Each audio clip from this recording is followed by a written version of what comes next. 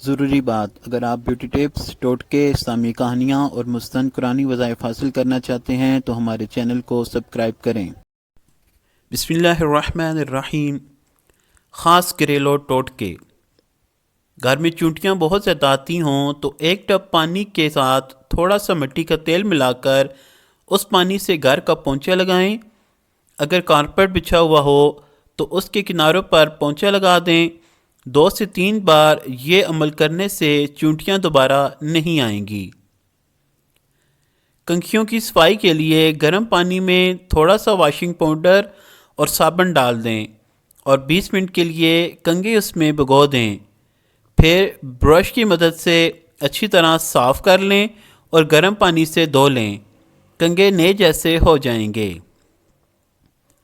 اگر گوشت پکاتے یا بھونتے وقت جل جائے تو اس میں آدھی پیالی دودھ ڈال دینے سے جلے گوشت کی بو نہیں آتی۔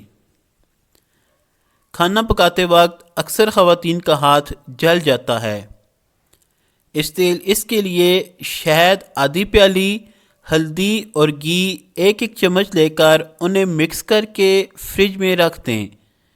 جب بھی ضرورت پیش آئے اسے متاثرہ حصے پر لگائیں، نہ جلن ہوگی اور نہ ہی چھالے پڑیں گے۔ اگر کسی کو شہد کی مکھی کاٹ جائے تو فوراً کاٹنے کی جگہ پر نمک کا لیپ کر دیں، اس سے درد میں کمی ہوگی اور سوجن بھی نہیں ہوگی۔ گھر میں اگر کسی جگہ پر چیونٹیاں ہوں تو اس کو بھگانے کے لیے متعلقہ جگہ پر نمک چھڑک دیں۔ انڈوں کو ابالتے وقت پانی میں 1 بڑا چمچ نمک شامل کر دیں تو انڈے چٹکنے سے محفوظ رہے گا اور ابلنے کے بعد چھلکا بآسانی اتر جائے گا۔ پالک کو نمک ملے پانی سے دھوئیں، اس سے پالک مکمل طور پر صاف ہو جائے گی، کیونکہ نمک کے ساتھ ساتھ مٹی بھی آسانی سے پانی کے ساتھ بہہ جائے گی۔ منہ کی بدبو دور کرنے کے لیے 1 چمچ نمک اور 1 چمچ کھانے کے سوڈے کو 1 کپ پانی میں شامل کریں اور اس سے غرارے کریں۔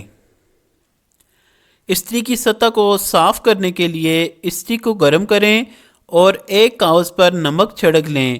اب گرم کی ہوئی استری کو اس کاغذ پر پھیریں، استری کی سطح مکمل صاف و شفاف ہو جائے گی۔